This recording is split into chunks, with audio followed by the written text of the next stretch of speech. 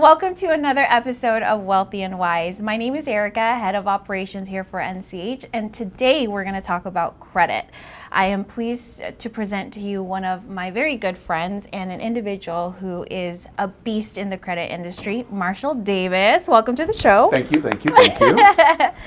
So before we begin, I kind of want to give our viewers here a brief description of you and your history. So you've been in the credit industry, what you mentioned to me is what, 20 plus years now? 20 plus That's years. That's a long time. Very long time. Very long time. And during that time, you were a credit coach. You currently manage a credit team. So, I mean, you're in the trenches as far as helping clients with credit, helping them with their personal credit. So we're going to go in depth on that. I know a lot of the viewers are really interested about business credit. Heck, I don't even think a lot of them know that business credit exists. It's a big deal. It's a hot ticket item. It really is. Yeah, so that leads me to my first question. What is business credit? Well, when you talk about credit as a whole, I would like to assume that most people know what credit is, right? And I would say even more importantly, people know what good credit can do for you, right? Yes. The difference in it is that with business credit, there are different qualifiers, and then more importantly, same practices, if you would, but it doesn't involve the business owner. It's all predicated on the business. So it makes it more advantageous.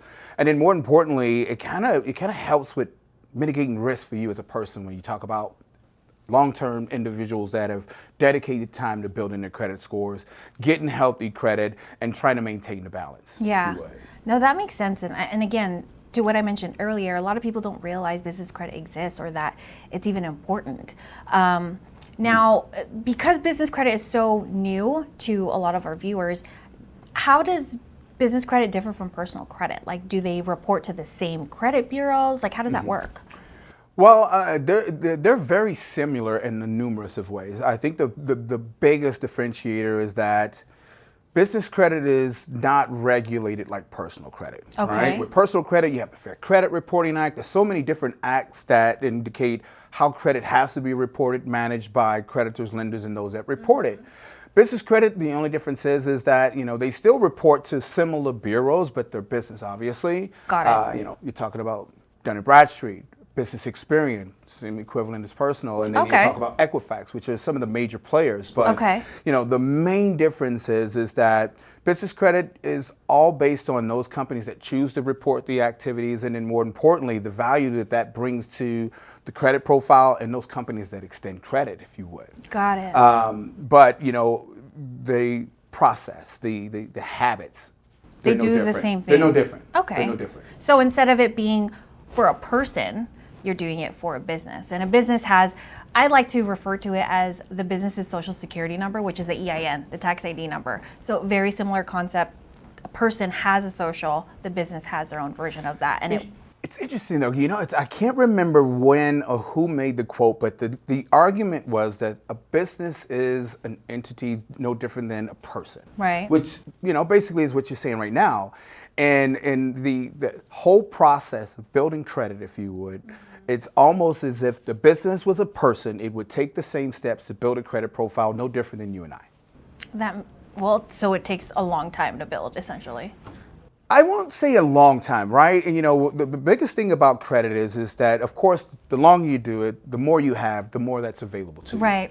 The biggest in business credit is that if you do it properly and you get the right exposure in the areas that you need it, it doesn't take as long as many people think, right? You're simply trying to establish that I have healthy credit habits as a business, I have multiple accounts, and I'm being acknowledged that Dun & Bradstreet, the major credit bureaus that report credit, they're going to stand behind me and speak to those favors when I'm in the lending position. Yeah, that you're a credible business. Credible business, right? And at the end of the day, when you talk about lending in any direction or credit in any direction, it's all based on risk factors, right? And then more importantly, are you lendable, and do you present yourself to have good enough habits where I can get short-term loans, I can get long-term loans, I can get low limit and high limit. And it makes all the difference in the longevity of your business. It really does. Yeah, no, that makes sense.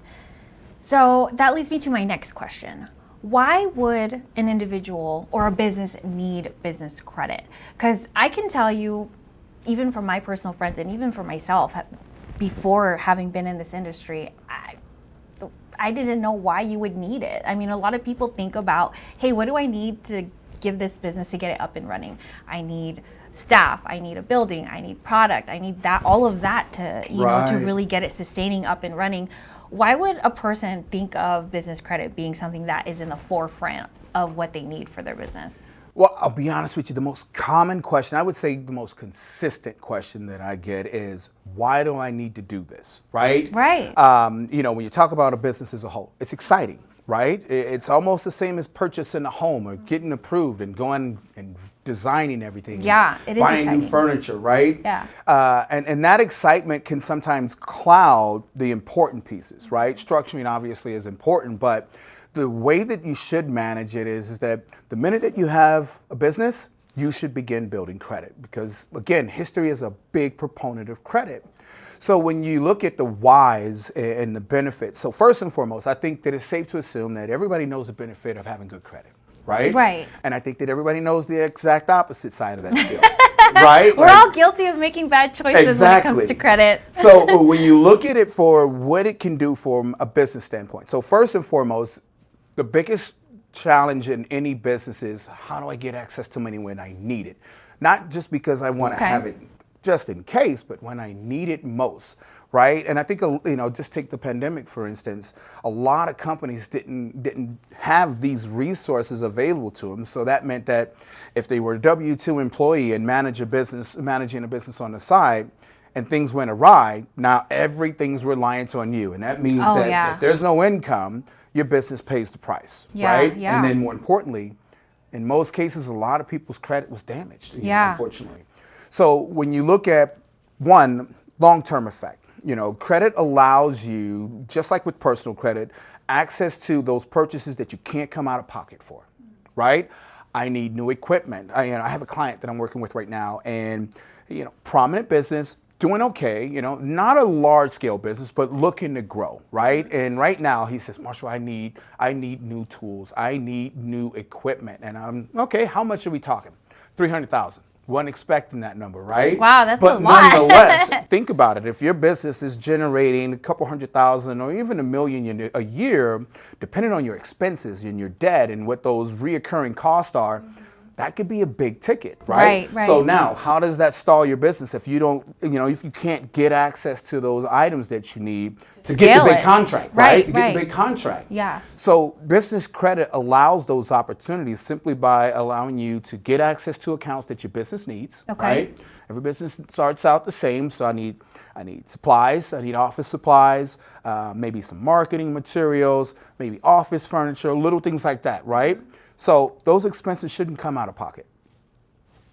Most people start the business on their personal dime anyhow, right? Yeah. So the trick is to start transitioning where I don't want to be responsible. And I've always referred to it as kicking the 18-year-old off the couch, right? I can give you money and I can make sure you're in good spaces, but if I get you to where you're generating an income and you're building credit, I could permanently get you off my couch, right? Same rules apply. I like that. Same rules apply. So in that, when you establish accounts and you use them just organically as your business calls for it, they're allowing you to record those transactions. They're recording those dollars that you're spending. So now me, underwriter, comes into the equation and I want to know how strong your model is, right? And I want everything I can get my hands on. Right? If grandma's going to tell me secrets that you do, I want to know because that's going to help me mitigate risk. Right. And at the end of the day, that's all that's important. How do I find out what you really do with credit so that I can feel free to give you the $150,000 that you're asking for, or whatever that limit may be? And it also allows you to, like you said, scale your business. This is where I want to be in 3 years. Okay. But also have the monies that you need to continue to grow.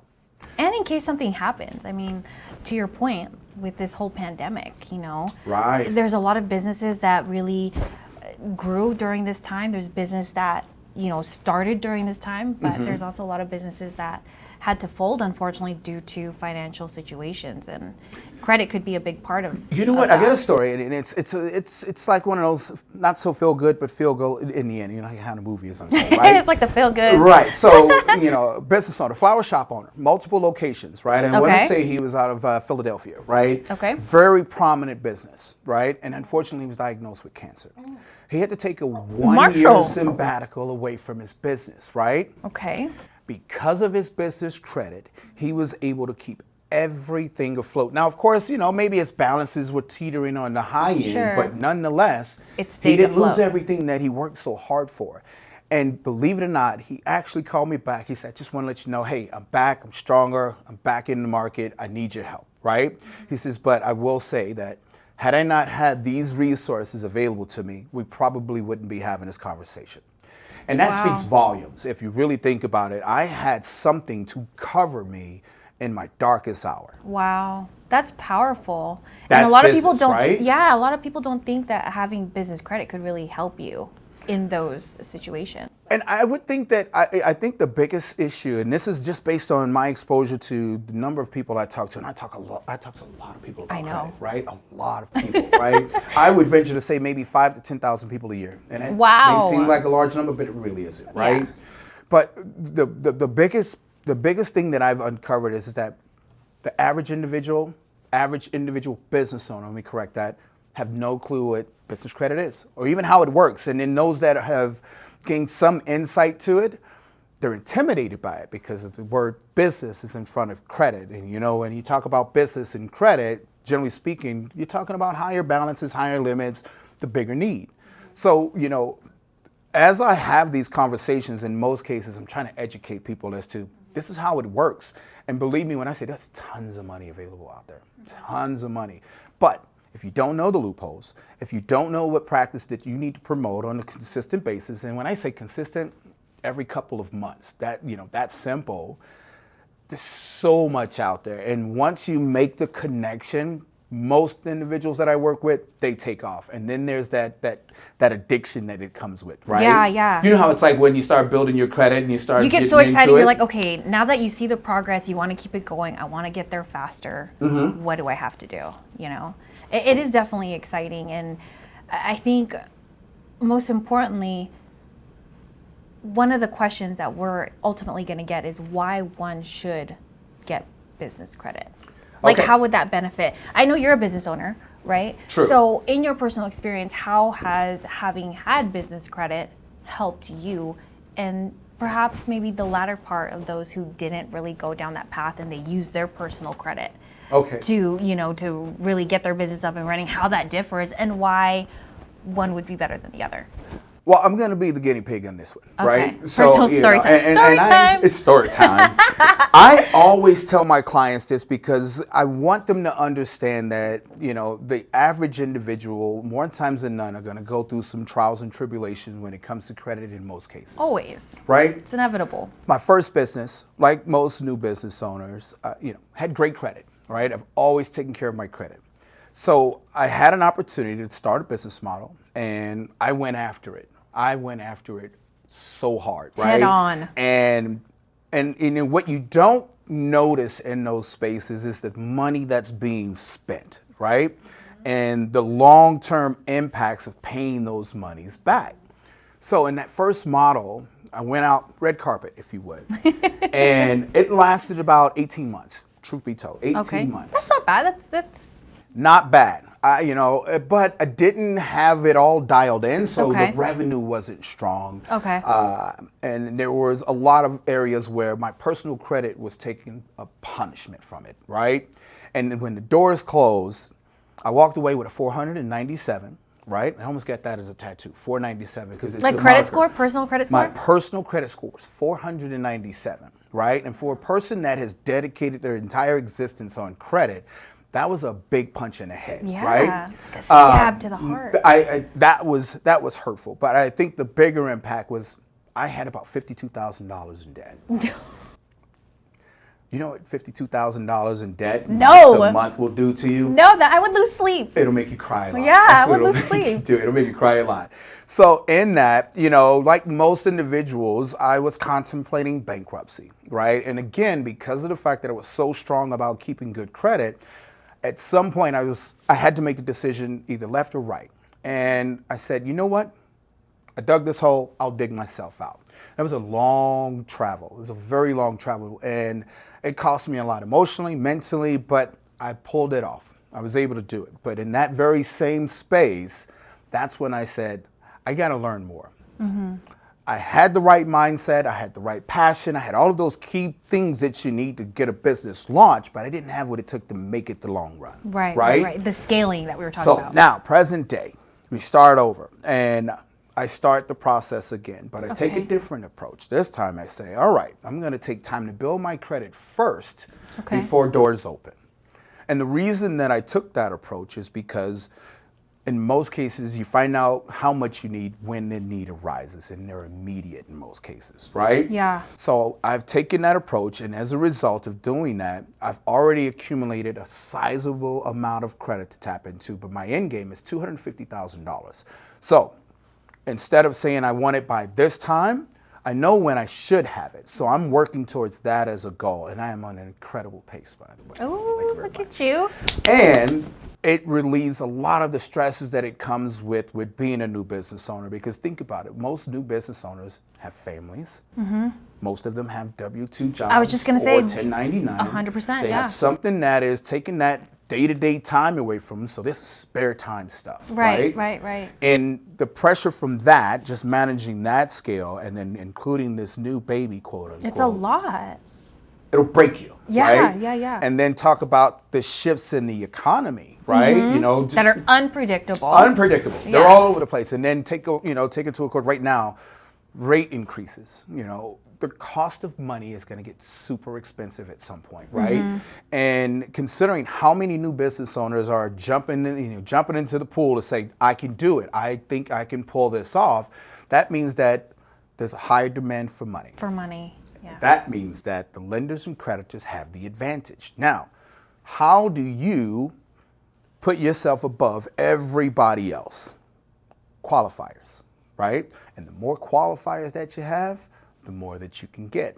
So the approach that I'm taking right now, I have an A rating with Dun & Bradstreet, I have an A rating with Business Experience, and as it stands right now, what I need, I get. Now, I haven't gotten to $250,000 yet, right? But I will. You will. But the whole point of establishing strong credit is so that when I need it, I get exactly what I want. The last thing I want to be told, like I was told before, that I'm sorry, you don't qualify for that, but you can qualify for this. That may not work for my business model. Right. That may collapse my business model. So what do I do now, right? Now I'm back at square one in dire straits, and my business is in jeopardy. So by having multiple credit resources speaking to your behaviors, Dun & Bradstreet, Business Experience, Equifax, all of those guys saying this is a good risk, and they speak to business lending, right? You can go out with good personal credit and secure credit lines or loans in the name of your business to get you, keep you afloat. But every time that you personally guarantee a line of credit, guess what? Those balances are going to impact your personal credit score. Yeah. And guess what? If the business calls to need a little more money this month, my balances go up. So my personal credit skyrockets, and it tanks out, right? And it's quick to bottom out. I know. It takes forever to get back up that hill. It's always just like personal. Right? So the trick to it is that I don't want to be a part of the application process if I don't have to. I don't want my name associated with any lines of credit, loans in the business's name, because it's not for me, it's for my business. So I'm going to give it an opportunity to do the same things that I've done so that it gets the same benefits that I have. And, more importantly, I am not damaging the credit that I work so hard for. And I can assure you one thing, I will never burn my credit again. I will never burn my credit. Right. So, you learned the first time, right? Right. So you knew, and you're educated, you've gone through this credit program, you manage it, you live and breathe credit at this point. I do. So I talk about credit in my dreams sometimes. Yeah, it's interesting. Oh, Marshall. But, not everyone has the education that you do. How is it even possible for someone to acquire business credit if their personal credit is not so good? How would that even work? Is that possible? Is it not? How hard would it be? Honestly, this is a two-part answer. Great question, by the way. Thank you. First, when you look at it for real, it's really worth, right? When you talk about credit, it can be daunting, right? And those that have had credit challenges, the most common response is, well, if I can't afford it and come out of pocket, then I don't need it, right? Right. And they separate themselves from credit as a whole. They don't look at it. They don't monitor it. They kind of just put it in closets. It's the stepchild now, right? Yeah. So when you talk about that, it doesn't limit you or omit you from being a business owner, because business credit, again, it's all based on the business. It's not involving me.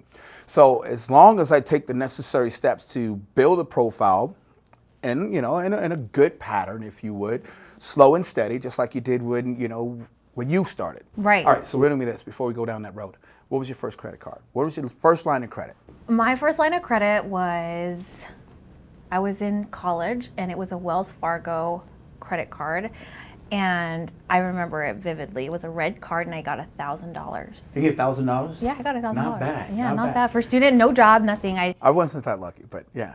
I got a Zales card. A what? A Zales. Like the jewelry store? No, it was a whim. I was out and about. I was young. I just joined the Marine Corps.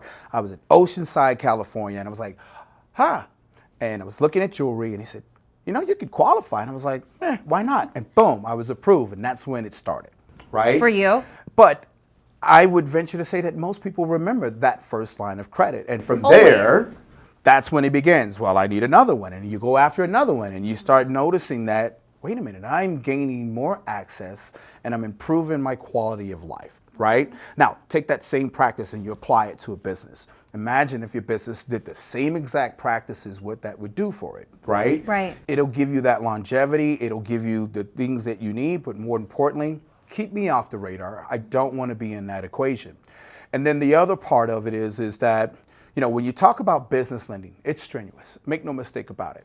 And you can go on the web, and this is the biggest, I won't even say it's a challenge, because in most cases, I'm dispelling what they read on the web, right? I was watching this video the other day, and there was a young guy that says, you can't believe everything on the web. And he said, is coffee good for you? And it indicated that, oh, it's great for you in all these different ways, right? And then he went back and he Googled it again, and he said, coffee bad for you.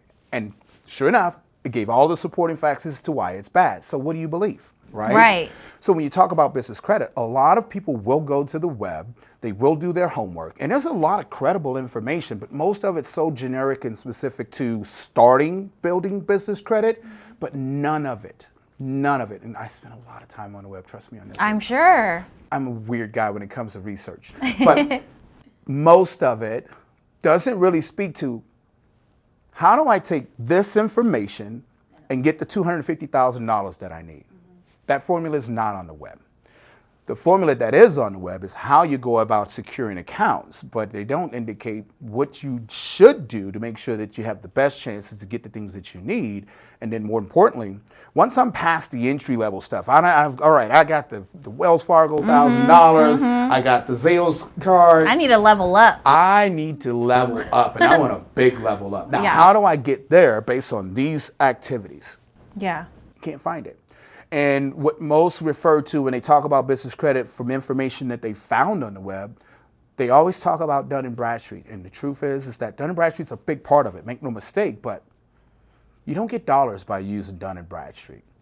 It's just a measuring tool, right? I get the access that I need for the physical needs of the business. That I can get all day. If I need office supplies, well, I can go over and get an account set up where I can, get $1,000 to use as a spend, and I can defer those payments, right? So I can make some money and then pay them off later. But I'm building credit as I'm making, again, organic transactions. But to get to the big dollars, there's other players involved, right? Yeah. And those are the guys that write credit. Those are the guys that are measuring credit, no different than personal credit. But if you don't know who and how to utilize that resource, you will. It's going to be difficult, right? And when you look at it for what it's worth, business credit is not a difficult practice, right? It's the loopholes, it's the red tape that you have to understand well enough to make sure that you're putting yourself in. You're a in good compliance. space. What you're actually doing is working. Yeah, no, that makes sense. It's really working, and you can tell because, well, I got a few credits that I've secured that shows that it does work, right? Yeah. And when individuals see that first inkling, it's almost like going to the gym, right? The minute you see results, that's it. You got to keep going. And you talk to about everything, about anytime you're in circles, you're talking about it. the same rules apply, because once you figure it out that it's not that hard, there is a process involved, and if I understand it well enough, I can get what I need. That's amazing. I like It that. is. It's pretty fun. Final thoughts to our viewers today. Where do they begin and how do they begin? So first and foremost, I've always been a huge proponent of understanding what your business is, right? Do your homework. And what most individuals fall short with is that they don't understand that although you may have a skill set that you can translate into a business to generate revenue, is that there's other factors that are happening under the table that you don't see. Right. What are the risk factors of what I do? Right? Because creditors know what the risk factors are, and they're going to make sure that they check into it, right? But they're not going to tell you what that They're is. not. Oh no, they're never going to tell you. And then the other side of it is that with like credit bureaus, they stack rank you based on where you operate and what your competition is, because those are in that area. Those are individuals that could potentially close your doors one day. So how well do you think about measure that. up based on that, right? So having a credit profile and any other resources, right? And I say that because, again, business takes money. It takes money to run a household, no different than running a business, right? But as the same translate, if I have multiple sources of income in a household, what's the likelihood of that household having everything that they want? We need a new air fryer, right? Yeah. Well, we just bought one, but this is the new one. It's digital, right? But when you talk about business credit, first and foremost, know your industry. Okay. Know what the risk factors are, right? Okay. And know how well that industry performs in the area that you intend to operate, right? Then understand that you have to have business credit, especially in today's climate. There's expected, I would like to say the first three, one at the end of each quarter, so that's one coming around the bend here. So all of the major players like, Moody's, Dun & Bradstreet, Experian, the analytic companies that measure all of this stuff, they all indicate that the first one is going to be significant, but they are also projecting that by beginning the fourth quarter, that credit's going to rebound and we should be in a better space economically, right? I like that. So get the resources. Start working small. Get the sales accounts, the small accounts that your business is going to need. And if you can funnel those activities that you know that you're going to have a spend with to a credit profile, do it. Do it. Right? Because the unfortunate part is that most individuals, that when they go out and they get credit, that's because their bank says, oh, you open a business bank account. Can I offer you a business credit line? Of course. Personally guaranteed. And what most don't know is most business credit cards do not report to business credit bureaus. There are specific accounts, Wells Fargo, Chase has a few, but B of A has a ton of different options in business lending, and none of them report to a profile. Wow. Now, how does that bode for a business owner if I am able to go out and get $150,000 and no one get a chance to see how well I perform with that? Wow. Right? So know your market, know your industry, and then more importantly, build credit. Build credit, because that rainy day will come, right? When business dries up or there's something going on with the economy, those uncontrollable factors, business credit is going to be there to support you. And It's it's kind of gonna like save mom you. when you're sick and she got that chicken soup. Yeah, it's like, are you there? And it makes all the difference in an 18-month business like my first one, or a long-standing, Long-term. healthy, productive business model. I like that. Well, thank you so much. You're most welcome. There you have it, folks. With Marshall Davis here. Thank you for joining us on another episode of Wealthy and Wise. If you have any questions, let us know. Like, subscribe down below. If you would like to see specific content, please comment down below as well. Thank you and see you next time.